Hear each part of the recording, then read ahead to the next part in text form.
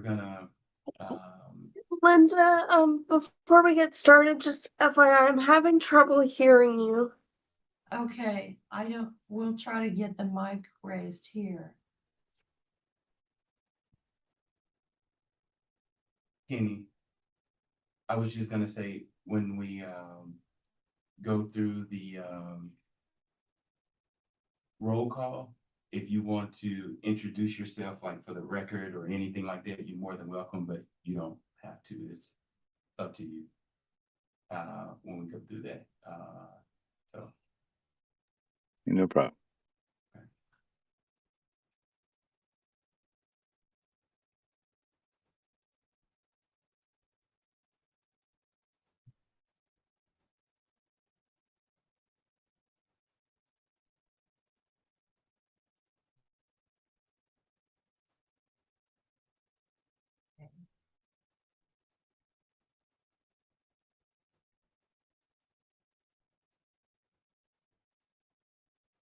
So here's your live, we can.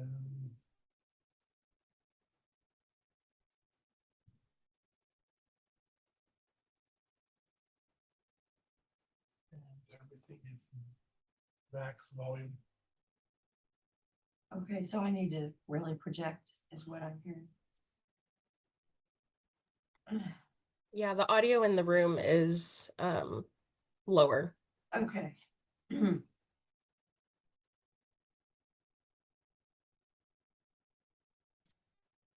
Going back to my thespian days.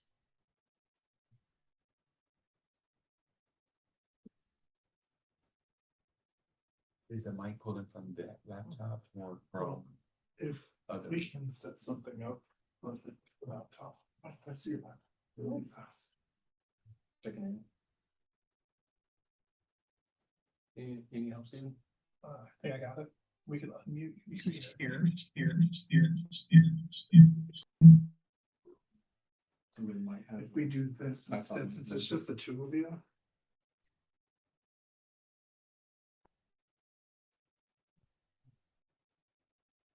Use her laptop. And then just.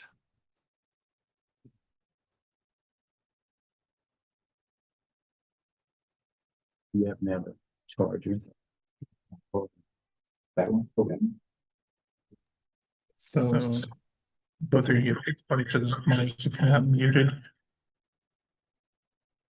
Thank you. I'll use this.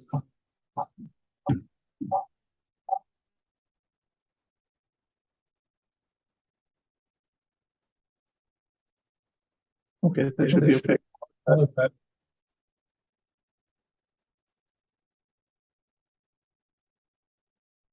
Can everybody hear? Can everybody hear? Still not here. Still not here. Still not here. Still not here.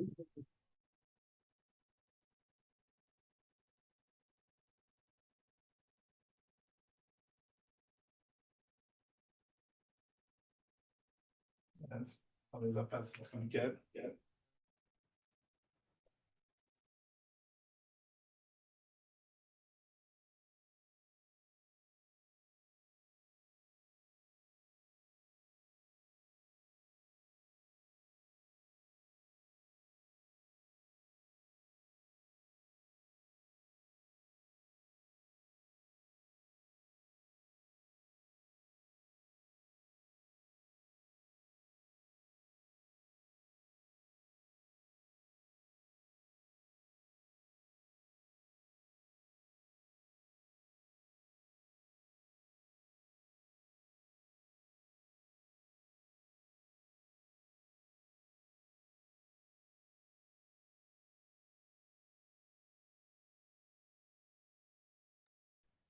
Okay, now it's on. Yeah.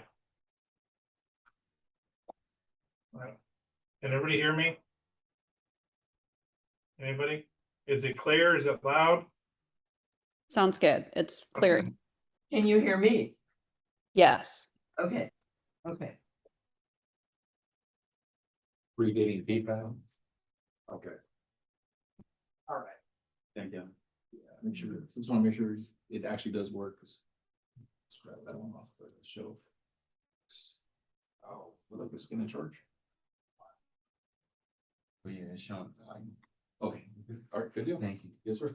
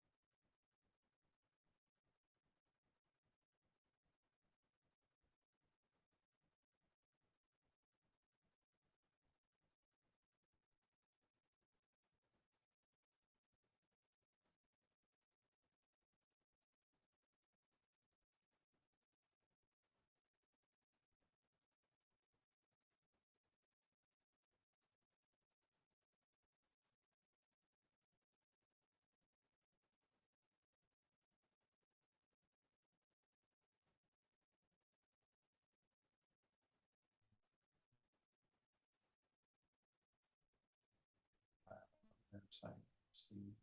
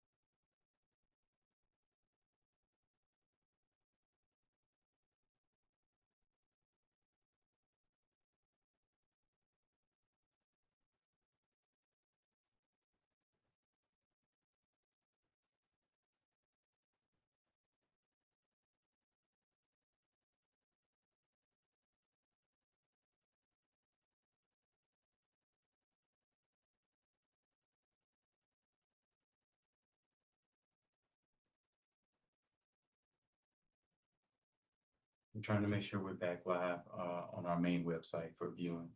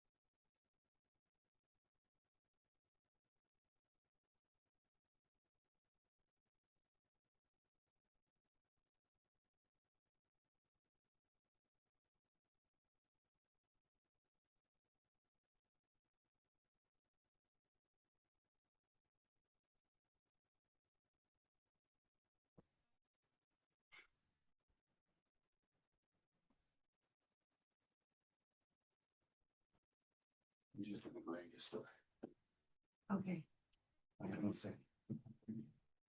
Start recording already. okay, so we are not on.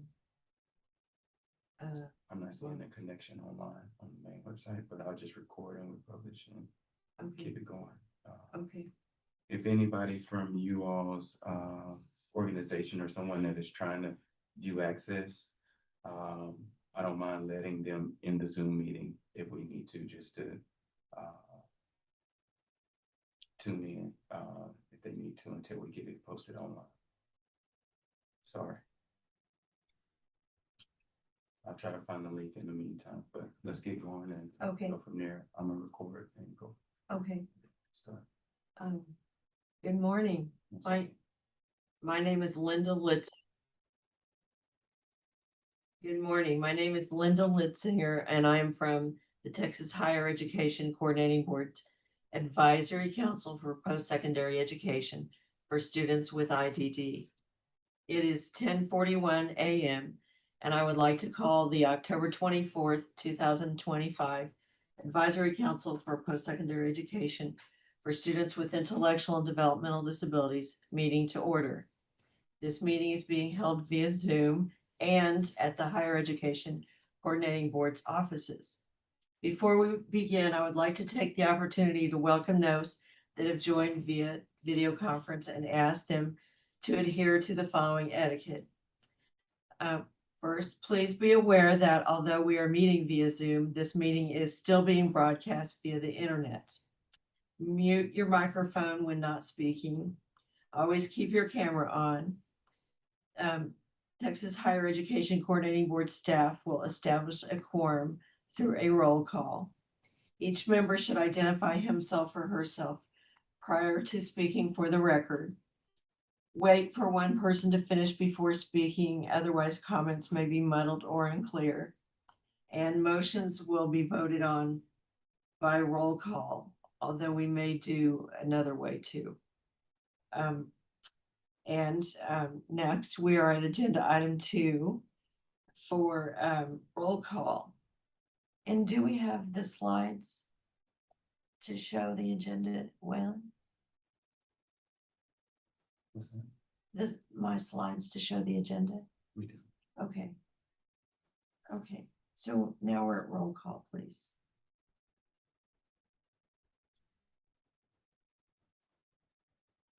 All right. Linda Litzinger, Present. Aaron Banger, Present. Brenda Barrio, Jackie Benestante, Here. Kenneth Evans, Present. Kristen Gooch, Present. Christina Gashanis, Susan Maraska, Oops, here, sorry. thank you, Edward O'Neill, Christine Price, Sabrina Gonzalez Sacedo, Present. Tamara Shetron, Beth Stalvey, Carrie Thompson, Lori Villarreal, Present.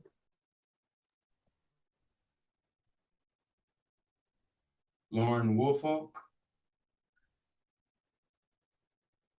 Dan Zane, Nina Zuna, Present. and at this time, if we have any guests, please introduce yourself or serving as a representative. And that I will be, think that will be me, Leticia Lesotho, yes. All right. Director for the BATS program at the Center on Disability and Development at Texas A&M. Thank you. Thank you. Linda, please record in the minutes that we have quorum. And I'll turn this meeting back over to you for the remaining agenda items. Thank you. Shall we reintroduce ourselves? Okay. So, hi, If Dr. Evans would like to say a few things, he may. okay, we have a new member of our advisory board. Dr. Evans, would you like to say anything at this time? Certainly. Thank you. Thank you for the invitation. My name is Dr. Kenny Evans, and I am the registrar at Tarrant County College in the DFW area. I am here as a parent of a neurodiverse individual, a researcher, an educator, and also a neurodiverse individual myself. And I'm very happy to be here and looking forward to the great work we can accomplish. Thank you. And this is a great team. Everybody has been very helpful this past year.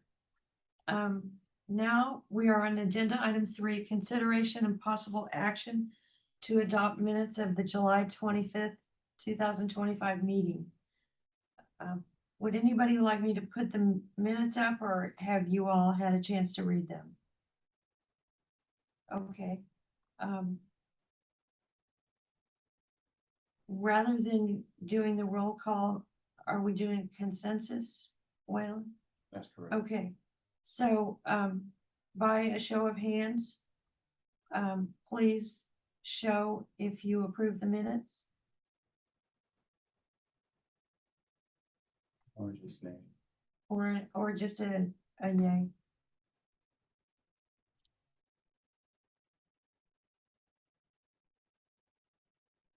Okay. Yes, thank you. Okay. Anyone opposed? Okay. The minutes, the adoption of the minutes has passed. Now we are on agenda item 4. Officer nominations and elections. Nominations can be made by another committee member, or we may nominate ourselves. Would anyone like to nominate somebody?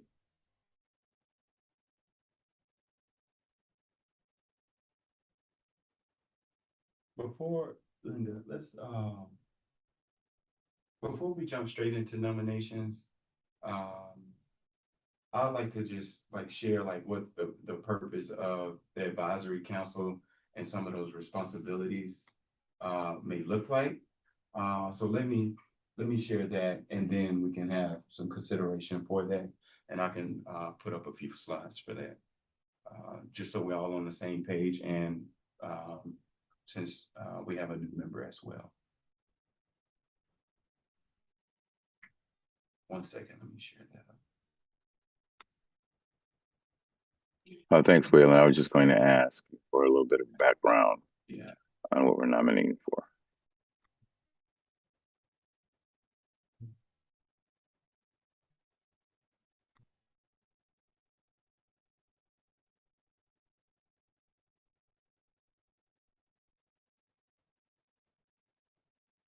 Can y'all see the slides at this time? Yes. Okay. So yeah, just let me go through this, and this is all based off of our statutory requirement of how the advisory council was proposed and came to fruition. So our purpose is to improve access to higher education for individuals with IDD and provide with policy recommendations and outreach to raise awareness of post-secondary opportunities. So when we think about the council, it's composed of staff that's been appointed from TWC, staff from TEA, and a representative of the continuing advisory committee appointed by the governor as well. So as you see, we have a very diverse group of board or council members, representatives from the university centers of excellence in IDD programs, advocacy groups, parents and guardians of students that are enrolled in higher education with IDD. We have actual students who have IDD that are and can be a part of the council, those that are currently enrolled, and graduates of a program or graduate with a certificate or degree with a disability as well. And a high school counselor is often considered. That's been a challenge recently. So if y'all know any high school counselors, let us know so we can try to get them back on the council. I know that's a gap at this time, and then any specialists transition to employment from regional education service centers, school districts, or other state agencies. And then, you know, if there's any other individuals, while we try to keep the council at a group of around, you know, 18 to 20, not too many above that, we can, if there's any good stakeholders, practitioners, or anyone or representatives that we feel would be highly supportive and committed to the work, we can propose and make recommendations for them to join the council as well. So some of the things that we are responsible for as a council is to study the accessibility of higher education for persons with IDD and provide advice regarding resolving those barriers to access in higher ed. It asks us to identify, evaluate, and develop recommendations to address these barriers. And also, in addition to those students that might have been in the foster care system and any data collection in relation to that. We are required to meet at least quarterly, that's 4 times a year, at the call of the presiding officer. For whatever reason, if that officer is not available, we still try to work with the advisory council to call the meeting, stay on schedule and organize to meet at least 4 times in an academic year. And that's technically from September 1st through August 31st. And we must submit a report to the board annually regarding those activities. Members of the advisory council serve 2 years. However, there are opportunities if you would like to remain on the council for additional term. Those are open as well. So it's not strict to a 2-year term, but at a minimum, that's what we ask for with the commitment to serve on the council. Our annual IDD report. So the chair and council members, we put together an annual IDD report to the board in which it includes the advisory council activities, any relevant rule changes necessary to decrease the barriers to access in higher education, and then recommendations for potential outreach and education materials to increase public awareness of the availability of higher ed opportunities and resources for those with IDD. Now, this annual report is typically something we kind of do at the agency, just based off of the work we do on an ongoing basis. And we pretty much reference our access reports because we pretty much touch on all these items at that time. And so we may highlight a few things in that actual report for the activities report, but otherwise, we typically put that together on an ongoing basis. So the biennial legislative report, so we put the report together every 2 years that must be submitted by December 1st to the legislators. So it must go before the Texas Higher Education Coordinating Board's board meeting to be approved to be sent to the legislators. And we typically have our board meeting in the middle or end of October. We just had it yesterday. And we, the board materials must be submitted typically around August 1st. So they typically ask us to have things completed by early July, just in case we have edits and other things we need to go through to make changes before the material goes to our board leadership and board members for review before the board meeting. So just think by July 1st of next year, our next report is already due, but it's more centered around the access report and not so much as the autism report, which was a one-time report that was required from legislators at this time. So, and we just completed that, and that just got approved, and we'll talk a little bit more about that in a few minutes. But so yeah, the board, the report must, at that point, once it goes through the coordinating board approval, it is sent to the governor and legislators for their review.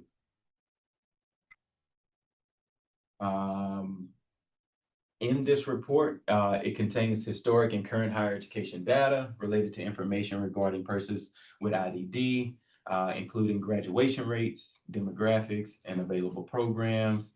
Again, recommendations for changes to support success and achievements with persons with IDD, and addressing gaps in data and identifying problems within barriers to access in higher education. So in briefly, that's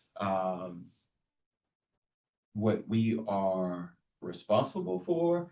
I will say and share a little bit more that as the presiding officer, there's often times where we have questions from community stakeholders or legislators, and they are typically like the right-hand person to provide additional guidance or support for any of those inquiries that we may receive that we can't answer amongst ourselves. But it's not to say that we still don't include the council as a whole. It's just they are the leader and sometimes are asked to come and speak at the coordinating board with the reports. Lately, they have been on consent, and what that means is like when we submit the report, let the leadership reviews it and is in other reports that are automatically approved, and no one has to go and present and propose and ask for approval from the council itself. So that's been a difference in transitions. When I first got to the coordinating board and took over the IDD council, we used to have to go and present, but now I guess in an effort to make things more efficient, they review it before, ask questions, we edit as we need, and then it goes to the board for those approval on consent. So again, the other part is more so thinking about your vision for the access report. We have several reports that have been compiled, and we typically try to take the vision of the council, but also rely on that presiding officer to share their vision and how they might want to approach the work as far as their strategies or structures and those sort of things, developing committees, and just keeping everything organized. You have a council here that's willing to support and make things easier as we all work on this together. But other than that, I think that's the gist of serving on the council. I meet with the presiding officer and or staff from the coordinating board to help organize things, prepare for meetings, set the agenda and those sort of things to get submitted to like open meetings requests and those sort of things. So we will work hand in hand with that from the coordinating board and just provide guidance and administrative oversight to support you all in whatever efforts we can on that. So at this time, I'll pause for any questions before we go into a vote or nominations for consideration if we're able to select and identify presiding officer today. This is Sabrina. That information was very helpful. Can you remind me of how long the term is? The term is, we've been on a 2-year term, but seem like every year there's been something that may come up with a presiding officer where they can't fulfill that. It could be transitions, it could be retirement and other personal things, but we will work with you. I mean, for you all as a council, if we can't do a 2-year term, if we want to set a 1-year term for the presiding officer, I'm open for that. I'm willing to, take feedback and work with you all, whatever y'all feel like is best for that. But just as a council member, non-presiding officer, is a 2-year term. So, but and seemed like it was helpful for a 2-year term when we first started meeting because of the cycle of the reporting. A 2-year cycle with that, and so it was just seemed like more feasible to do that. But I'm open for suggestions. We don't have specific rules on that, so it's at our discretion. Okay, So that's a helpful. few of And us- Go ahead. Sorry. And our bylaws say that we just have a chair there. We will not be doing nominations for a vice chair, just chair. We must have a presiding officer. We're Okay. open to have Presiding. additional members or chairs, as we may say, a co-chair or other members, if we like. Again, we don't have formal rules to guide. We have the discretion to make those determinations if we as a whole is okay with that. So. Gotcha. Thank you.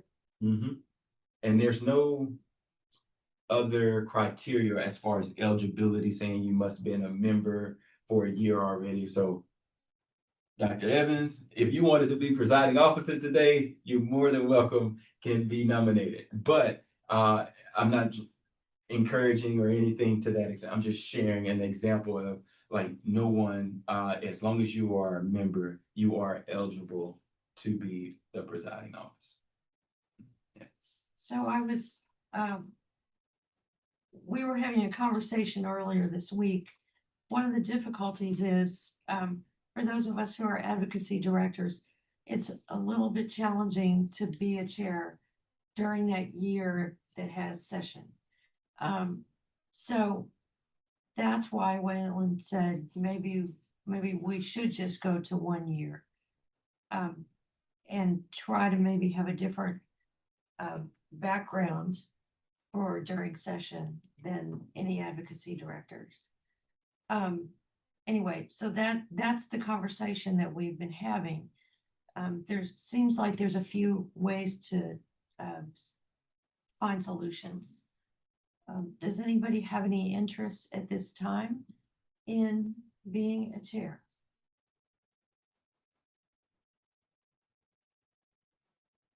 I would say after I get a little bit more acclimated with the advisory council, then it would be a consideration. But seeing that this is my first run out the gate, kind of want to just hold off and take a beat.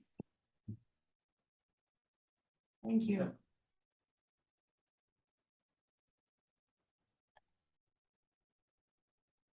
I will continue to be the chair until we figure this out. So. This is Sabrina. Linda, I know that we talked a little bit about this committee and the work that it does. I understand that it does have a lot of responsibility, and that it can be hard specifically for folks that do session work, for it to be a 2-year term. With that being said, I do think that we have definitely ramped up the higher education kind of advocacy that we've been doing outside of this committee, just at the ARC, that has definitely fueled more of an interest. And I would be willing to nominate myself for that role. Thank you very much.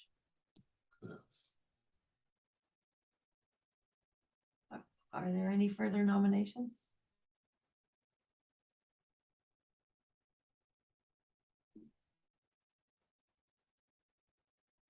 Okay.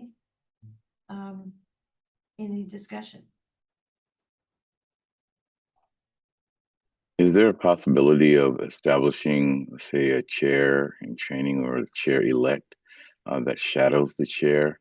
And then that person would automatically will be the next chair, and then so on and so forth. So we can have a pipeline of leadership where we're not just nominating somebody, we already know who's going to be the next chair and build from that. I encourage that. Yeah, that's an excellent recommendation. Thank you, Kenny. We also have a lot of people that are missing from the meeting today, and I just wonder if we're going to share this out or open up nominations from other folks too as well, maybe. But I mean, I would definitely support Sabrina for sure and her leadership skills, but just kind of mentioning that in case we wanted to open it up. I did talk to Beth, and she said only if nobody else will. I haven't talked to everybody. Yeah. I think I reached out as well to anyone that like declined, like if they had any specific interests to let me know so we can try to accommodate or put their name in the hat for as a nominee. And so I didn't get full feedback from everyone. Some had some general interest, but at this point, I think we have quorum. We have those that are here today. We have Sabrina who is interested. And if there's no others, I think we should, vote, move forward, and then maybe moving forward as a or elect, moving forward, we can vote on that to start that chair. We don't have to vote on that today, and move forward. So that's my recommendation. Yes, I'd be thrilled to have Sabrina, and I would like to add in this discussion, it was tough to evaluate 58 colleges across the United States as well as the ones in Texas for the last report. And the next report does not ask us to look outside of Texas for data, at least in that level of data. So the next report, I believe, should be much easier than the last one was.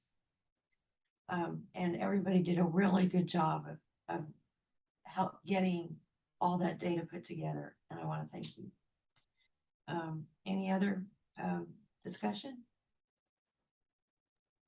I would say this, we might want to still kind of look at institutes outside of Texas as a comparison study, because if there are best practices that we can implement here in the state, I wouldn't want to limit ourselves. So I understand we want to make sure that it's simplified and we can get the study done in a timely fashion and get it done completely.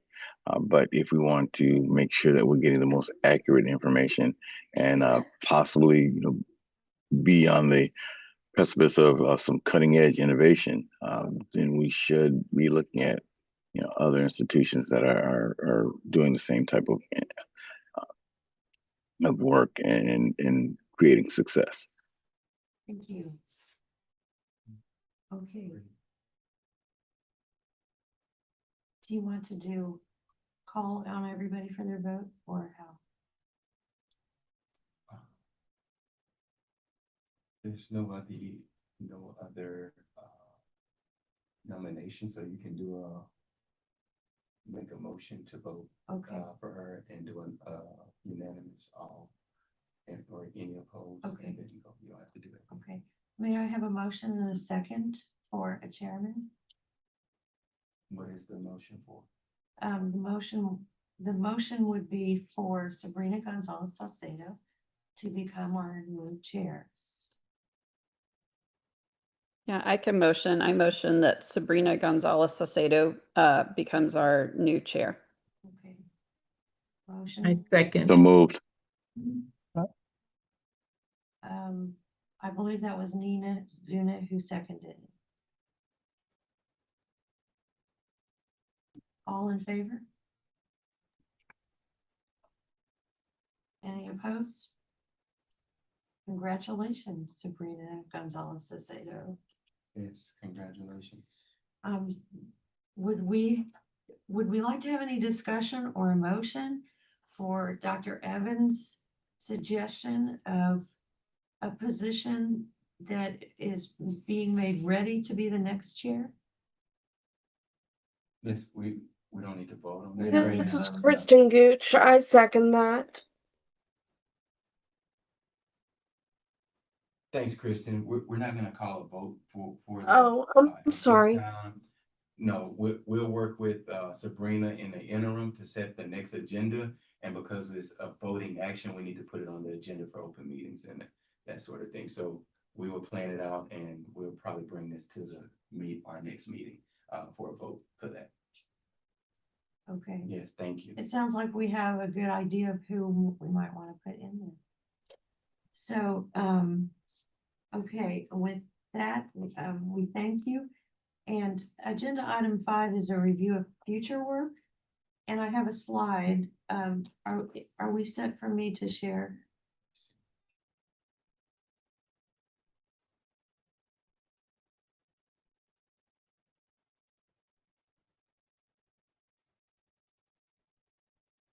Oh, I am sharing.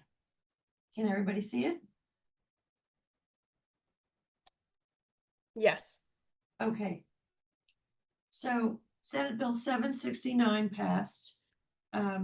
It was, the authors were Senator Menendez, and the sponsor was Mary Gonzalez, and there were some co-authors and co-sponsors as well. And we have just studied autism in Texas and how the colleges are serving students with autism, not just academically, but socially, with every component of what a student with autism would need while on campus, housing, everything. And this bill expands it to every type of disability possible who would be attending colleges in Texas. And it does not ask us to look beyond Texas, but we will be certain to continue to do that. Maybe not at the extreme level that we did the other one, but we did learn so much by doing the first report. The second one will be much smoother. The report is not due until 2 years from now. So by July of 27, we will be turning it in for it to be routed through Texas Higher Education Coordinating Board. Probably, I think you wanted the first draft in May. We didn't make that. I think we made June, but you will be wanting it in July, correct? Of 27? That's correct. And I just want to give some a little update. The responsibility I'm working through right now, as far as if it's gonna be managed within our data and management research and or on us as an advisory council. Oh, okay. So I'm working through that now. I'm getting a sense it may be more on our data team. Okay. So, and I'll be working with them on that, but I'm pretty sure we'll still want to provide some advice or support through this process. But having the full responsibility on us, I'm not, I haven't got that directed yet. So, Okay. so just, I Okay. just want to make that known for us as a council, as of right now, that it's not the sole responsibility of the advisory council. Okay. Okay. Sure. Some of it is, some of these 6 items are more data and some are less data. The first one is the number and percentage of students with a disability who enroll in an institution of higher ed or private or independent institution of higher education. I'm glad to see the private one in there. Then, and that one would be more of your data team that you're talking about. And then the second one is barriers to enrollment in higher education for students with a disability. And that could be very broad. It could be having to get accommodations for the SATs. It could be lots of things that don't have to do with inherent data that are reported to us by students or by special education teams in high schools. Number 3, policies of institutions of higher education or private or independent institutions of higher education that promote enrollment and success in higher ed for students with a disability. And that will be many ways we can find that out. What services and accommodations for students with a disability are provided for accessibility at institutions of higher education or private or independent institutions of higher education? And keep in mind, we are talking about every type of disability when we talk about what services and accommodations. So this should be a very big section. And Waylon, do you see that the data committee will have much on this, or will we we be going other places? I to think help this is with where this? we'll probably provide our efforts, Okay. like with the policies and services, resources, those type of things. But as far as the data, they'll probably take the lead on that. So again, we're still meeting to discuss roles, responsibilities for this particular bill. Okay. What institutions of higher education or private or independent institutions of higher education do to provide to students with a disability sufficient and accurate information regarding the educational rights and protections for persons with a disability under state and federal law? So what are a student's rights in college? And we all know that they're a bit different than the rights in high school because it's under 504 rather than IDEA. Any recommendations for legislative or other action? This is a very exciting bill to me. I really can't wait to do this study. So do you all want to discuss more ideas right now, or do you want to brainstorm what might be the 2 or 3 committees that we would need to help with this?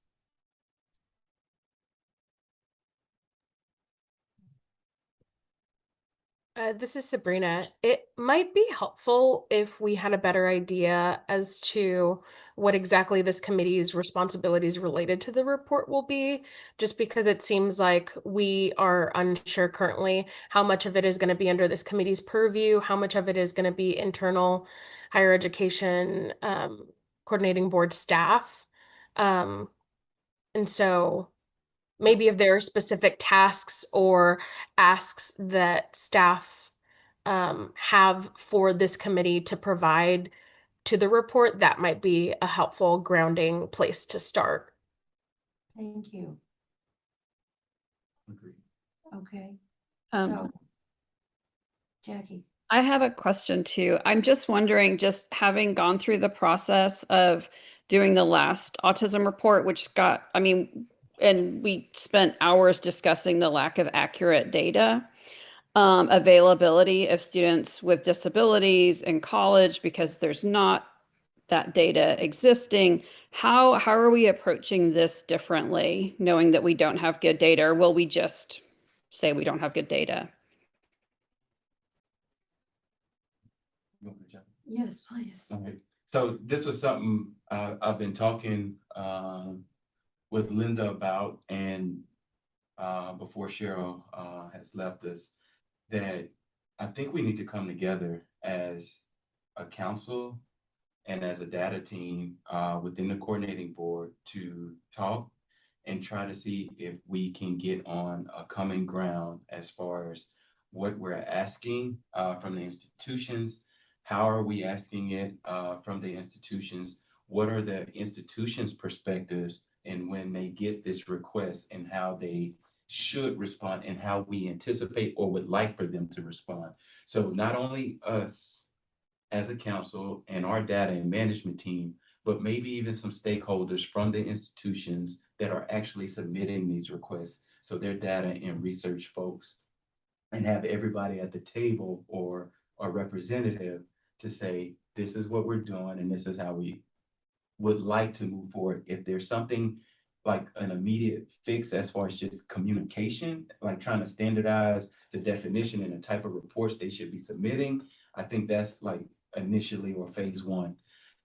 Phase 2 would be like if there's something that we're requesting in addition to the data that we're already requesting as an agency, that we may not be able to make an immediate like request or fix for. We'll probably have to go to the board for approval to ask all institutions to report this data if that's the case. And that's probably lapsed within a year because they have to be set up at the beginning of the academic year to actually track these students, flag these students, and to report them. And so these are all the things that I think that really came to light in this, like trying to work through this autism report. And while we collected some data previously just with our access report, it hasn't been as I think, challenging to get the data to make it feel like we were confident in that data to move forward. So, so that's what I think, or a recommendation. Maybe we can get together one day, have a whether if it's in person or a full virtual meeting, but have us all at the table to discuss from all sides so we can try to strategize around that. So that would mean like us as a council maybe taking the first step as far as like creating a list of those things that we found that was a challenge and how we would like to propose or move forward in some capacity, and then bring these folks to the table to have open discussion and what we can or what we may not be able to do immediately. So and this is something, Sabrina, now that you're the presiding officer, we'll probably have more in-depth conversations as far as how we navigate and want to convene with this. But I'm happy to, you know, have feedback or thoughts at this time. Nina, I seen your hand is raised, so feel free to. Nina? Yeah, no, yeah, thank you, Sabrina, for raising that, and thank you, Waylon, for that great summary of the issues and possible next steps. I do think this is a priority for our council to address prior to moving forward with all of the sub teams and data and all of that. I had a couple of meetings, I think, with Waylon and Cheryl when she was there. I also reached out to our compliance person at UT to see, you know, what guidance they were given in collecting the data on who is a person with an IDD. And, you know, and what I learned is, you know, they used the guidebook that came from the Higher Education Coordinating Board. They had to make sure that they were an actually matriculating student, which eliminated a lot of our programs that are not considered a matriculating student. They also have to wait until, I think it's sometime in like September past the drop date to see like who all remains as being enrolled, and then they count those students. So um, we have to look at revising the definition if we actually want to include all of these other types of post-secondary programs that are not credit bearing, that are not within the regular university enrollment process, if we want them to be included in the count. So, you know, it's just something I think our council will have to decide upon, but I definitely think clarifying definitions, ensuring that the compliance person at the university or the community college has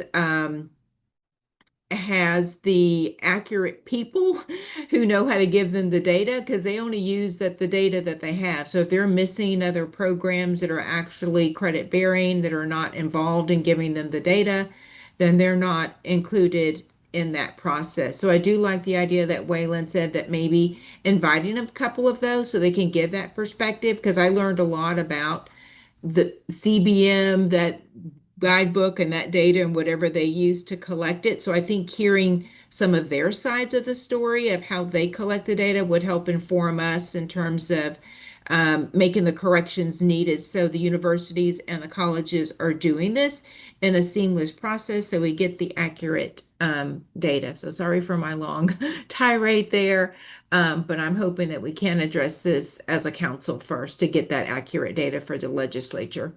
Thank you. And that reminds me that during the last bill, I had regular meetings with William Montemayor in Senator Zaffarini's office, just to clarify some of these things, like, what do you mean by enroll? Do you mean enroll in a degree program, or do you mean enroll in a non-degree program, or both? Things like that. We do have some clarification needed here before we proceed, because we don't want to disappoint the bill authors. So I'm sure it'll be very easy to work with Senator Menendez and Mary Gonzalez about this. Okay, any other discussion? Yes, Sue has her hand Oh, up. Sue, sorry. I wanted to say something.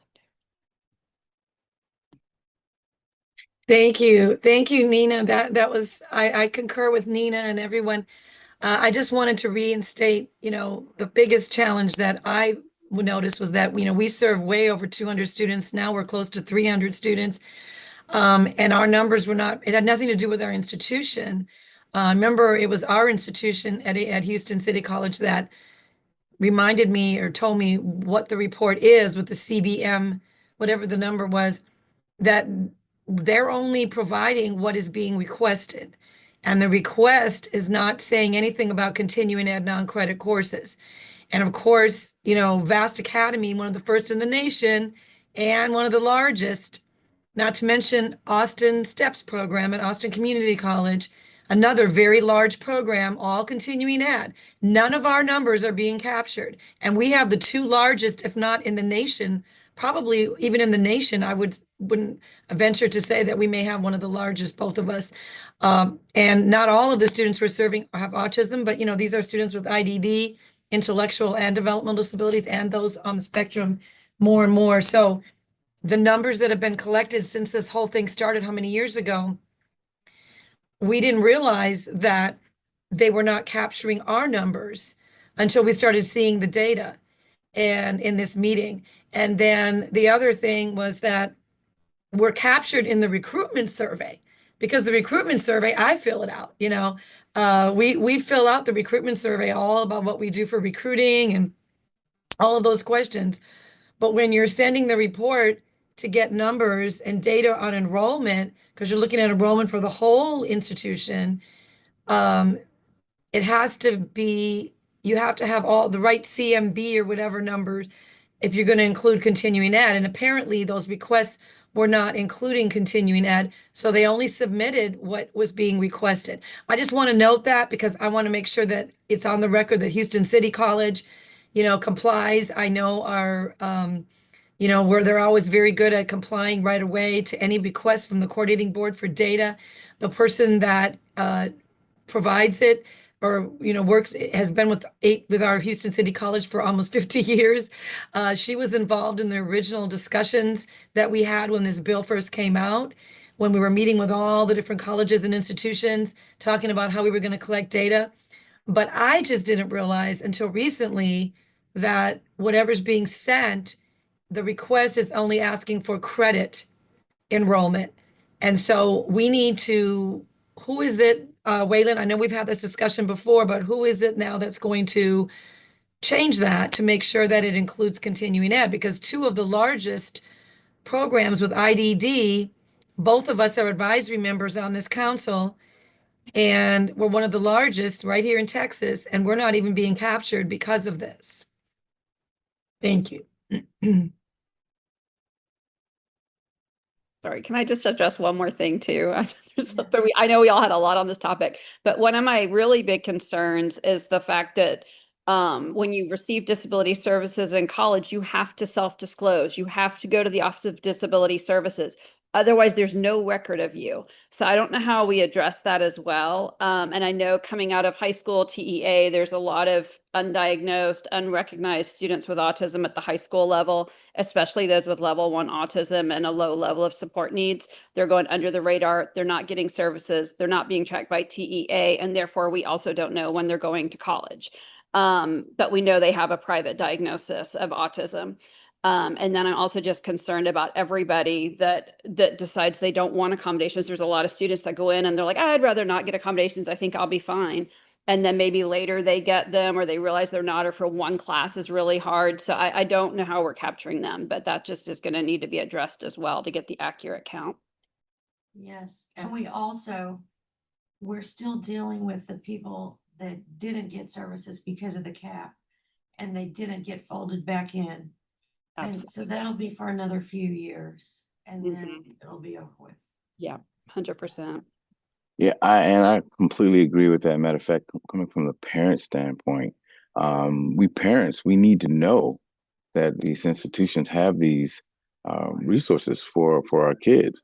I didn't find out about Dr. Thompson's program until I got the job here at the campus. and we live in their service area.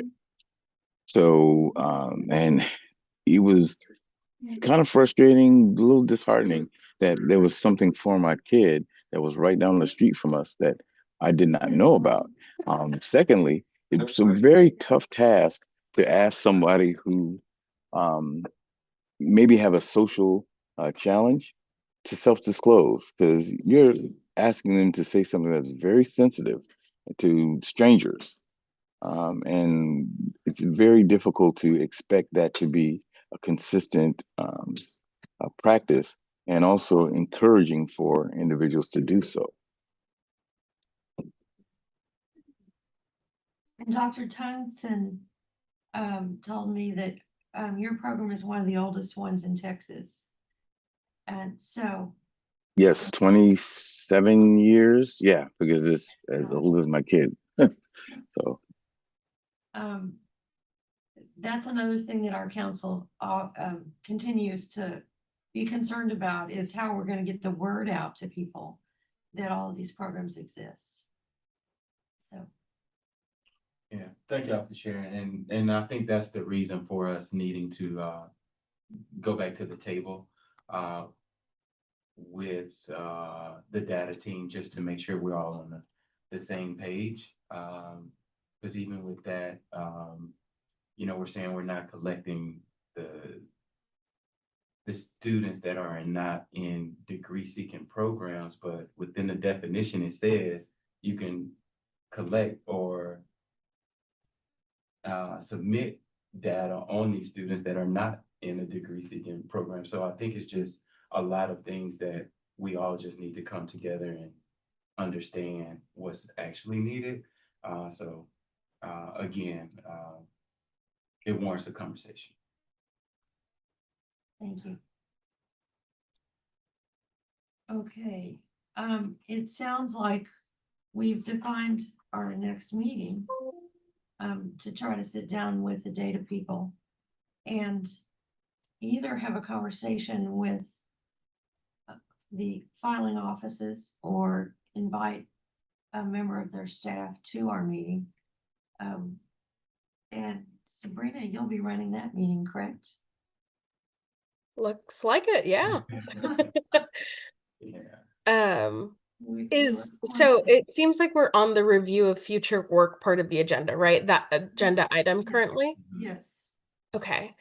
Are there things that we can request or add to this outside of this report? What you thinking? Do you have a little list? I have one thing specifically. Well, I guess two. I think that I'd like a continuation of the conversation that we had last meeting regarding the vocational rehabilitation programs covering or non-covering of the CTP programs for students with IDD. I think that we had a really long agenda last time around. And so there wasn't a whole lot of time dedicated to this topic, but I know that it's a topic that's continuing to impact families. And I would really love an update from TWC, if possible, as to how that pause on CTP programs is, where their progression is there. Because I think it's an issue that's impacting programs that are really doing great work in this state and their families. So I think a continuation of that conversation warrants discussion, um, for sure. Thank you. What was your other thing? My other thing is related to following session implementation. And so during session, there was a really great higher ed bill that was passed related to the Building Better Futures bill. This was a bill that directly impacts the work that we do and was a recommendation of our committee to the legislature. And I think that an implementation update on this front, on where the advisory how the Higher Education Coordinating Board is implementing this or looking to implement this, and a status update of that implementation would be really helpful for this group. Thank you.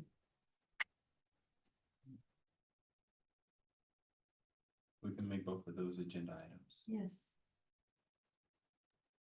Yes, Sabrina, I'm glad you mentioned that because I did reference the same bill in my dissertation, and it's been some years since it's been introduced, and I know that there was a revisitation of it recently.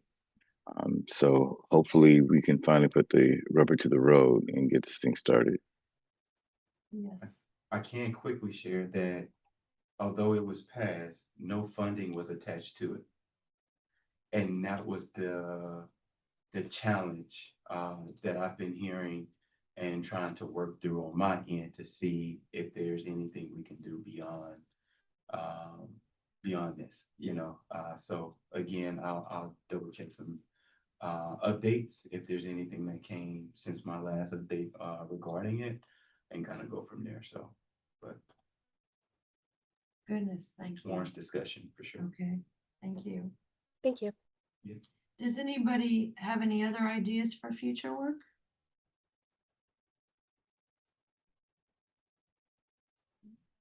I would just, I will be working with our data team very soon. I'll say that.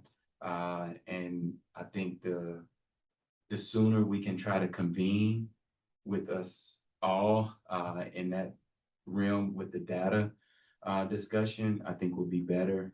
So just FYI, please just be flexible and available when we are able to schedule this meeting. And we may need multiple meetings. We may not get everything in the first meeting, but at least it's a beginning and it's a start. And I only say that because as institutions begin to start reporting, if there's something we can try to immediately address, it will be helpful if we can go ahead and get that language out and support for the institutions. Specifically before they report or try to certify their data by the end of this academic year. Are you also open to inviting the compliance officers from different universities to this meeting, or have our first meeting be amongst ourselves, or? So the first, we can talk like as far as what we think. I think initially, I think we need to probably create a list of those things that we see from our point of view that may be the challenges. And once we have that, we can kind of share with like our data team and start having a discussion. Okay, what representatives or stakeholders can we convene to try to address and get some something standardized amongst the group. So I think the immediate request right now is for us to like, we can talk through email or create this list of, hey, what points do we want to discuss or try to resolve with this?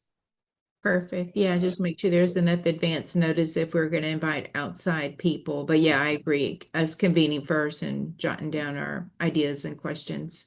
Absolutely. Okay. Thank you.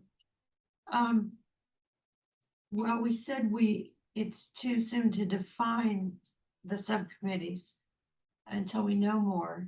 I'd like just a show of hands of anybody who thinks they might like to be a committee chairman. And I'm going to put my hand in. Anybody else?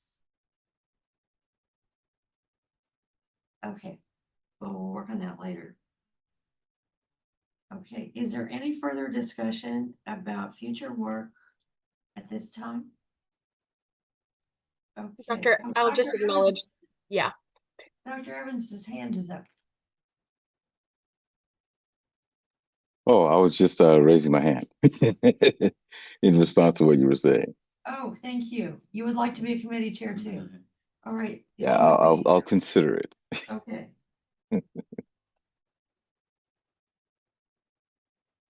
Thank you very, very much. It's really nice to have you on our committee. Now we are at the part of our meeting where we have announcements. things like campus and organization updates. We would love to hear your individual updates. Anyone? Sue Maresca. Thank you. Actually, what happened? I was gonna put my hand down. It's not letting me put it down. Hold on. Okay, so all right, so I also wouldn't mind. I mean, I'm willing to chair a committee. Cool. So you can, yeah, I'm willing to chair one of the committees, when the time comes as well. But as far as updates, I just wanted to share that we are so excited with this Moody Foundation Impact Grant that we received. It's a 3-year grant that we applied for and received earlier this year. And we've got, gosh, probably over 60 now students taking regular college credit certificate programs, fully immersed, and they're getting this weekly case management wraparound services support so that they can complete these certificate programs. We also have an employment director lining up employment in those various careers, everything from business technology to digital communication to fashion to welding to automotive to, I mean, the list goes on, all the different careers that they're in. And I'm telling you, it's just, I mean, we have our regular VAST Academy continuing ed occupational skills 2-year program that's been existing for 35 years. And we have, multiple locations and, they get their 2-year certificate, college readiness, career readiness. We help them find employment and internships, but now they can go on after. And there's also students going right into the Pathways project. It's called Pathways Bridge to Careers, our new initiative. So now with the Pathways Bridge to Careers and the regular VAST Academy, we've got both going on now. So we're serving, I don't even know how many students, I would say it's probably over 300 or more students we're serving now. But this is exciting because, especially now with the new funding model, but we're more excited with our students because what it means for them to be able to have industry specific careers and get that cutting edge technology and those careers where they can get, the pay, competitive employment, and they're actually, pursuing their dreams and pursuing their careers. And these level 1 and level 2 certificates that they're going into are stackable. So they can, transfer on to get even an associate degree. So I just want to share that because this is a model that we're doing a pilot and we will be putting it together and sharing it with others throughout our state and nationally. So I just wanted to kind of let you know that this is something new that we're doing. We're not the same. I mean, we have our regular VAS going on, but we now are fully immersed into this. Our students are immersed into this Pathways Bridge to Careers initiative where they're getting weekly case management. And we're already seeing, the benefits and we're already seeing the success. So I just wanted to share that. Thank you. Thank you.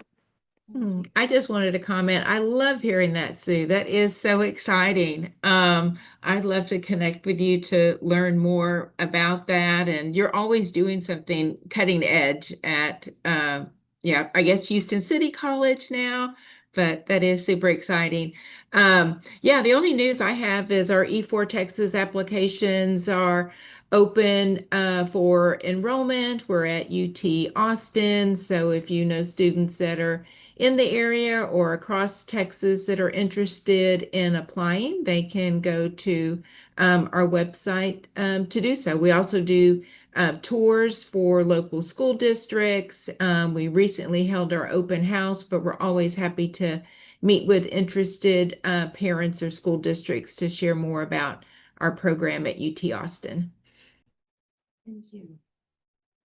That's exciting. So those were 2 great announcements. Anyone else? Okay. Thank you. What would be the right month to meet, given that we need to bring in some other folks? And sometimes December has a lot of people finishing up vacations.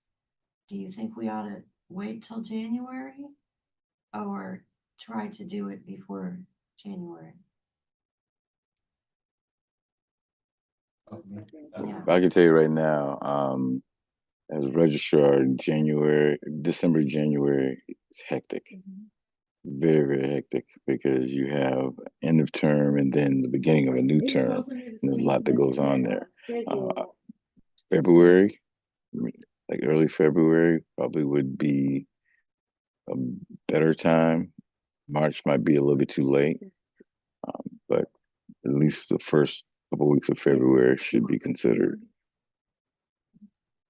I wonder too if we should just collect responses like Waylon mentioned via email, just so we can get the ideas for the data conundrum we have to solve, and maybe we can at least get some early work done, and then maybe we invite the other people February, March, because I feel like that's a lot of time already, 4 or 5 months into the second year to really focus on the other work. And not that it's all real work, but we want to solve the problem, then we have to dive into the actual work we have to do. Can we form our list of the conundrum? It's going to be a list at this point of data questions. Can we do that by email as a committee, or do we have to be meeting? No. Okay. I think a lot of work needs to be done via email at this time, especially going into the holidays.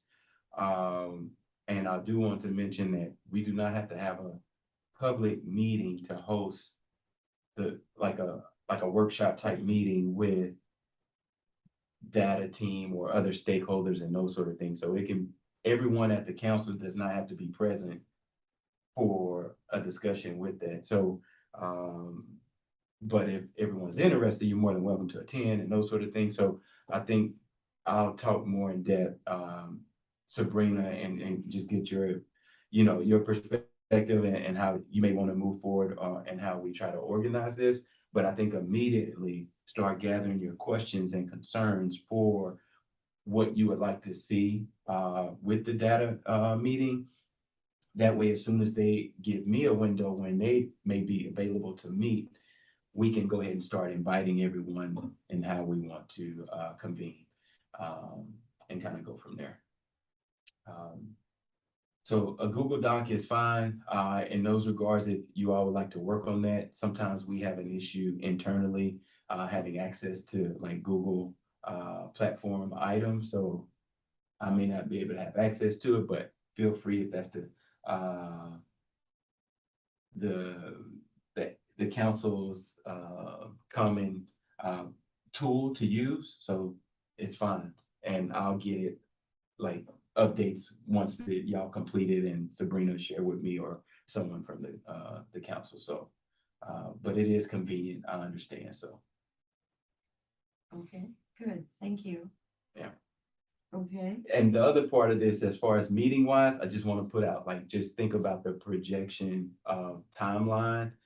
If we're not meeting until February and we have a report that's due July 1st, we're going to be crunch time with that. So I think multiple things need to be happening and occurring while we're not meeting during this season to start getting things going. So, I mean, if I meet with Sabrina next week and she wants to meet in another 2 weeks, we're going to meet in the next 2 weeks for that.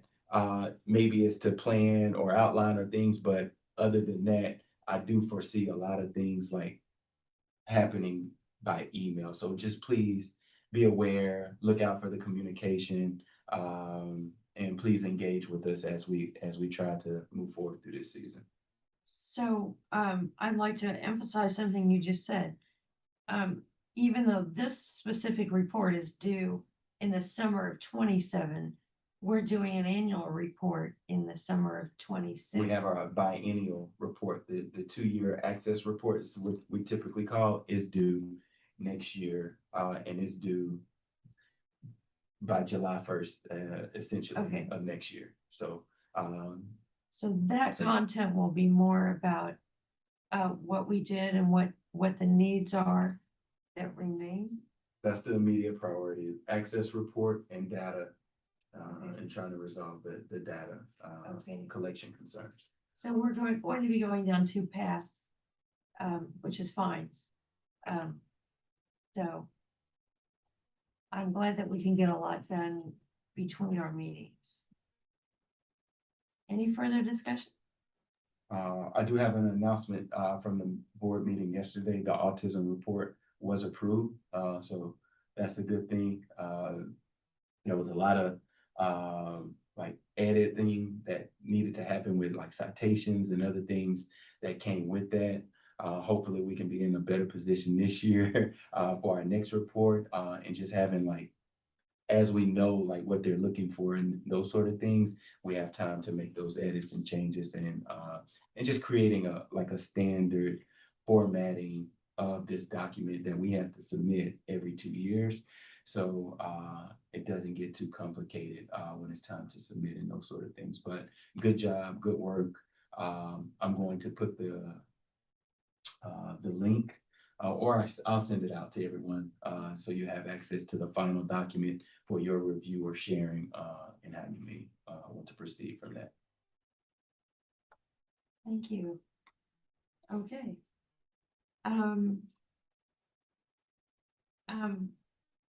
Even though we're not setting a meeting date, are we still okay with Fridays from 10 to noon as our goal, or do you want something different? I think it's been more beneficial on Fridays, just from when we tried to change it, if we had less participation or pretty much the same, but that would be you all's preference or Sabrina's discretion as the new presiding officer and how she'd like to proceed in that regard. So Sabrina, I'll be reaching out and probably schedule a meeting with you so we can just talk about like next steps, onboarding, those sort of things. Nothing major, but just some, you know, as responsibilities transition from that. We'll go from there. We're very excited to have you be And our congratulations again. Thank you for you know, stepping up and willing to take on that responsibility. So thank you. And may I have a motion to close?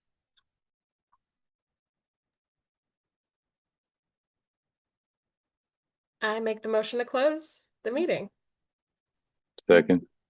Thank you, Dr. Evans seconds. And all in favor say aye. Aye. Aye. Seeing none, the motion passes. This meeting is now adjourned at 11:53 a.m.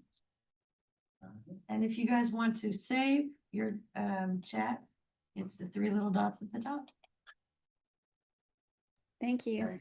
Thank Thank you. you. Y'all have a good weekend. Thank you. You. Bye. Bye.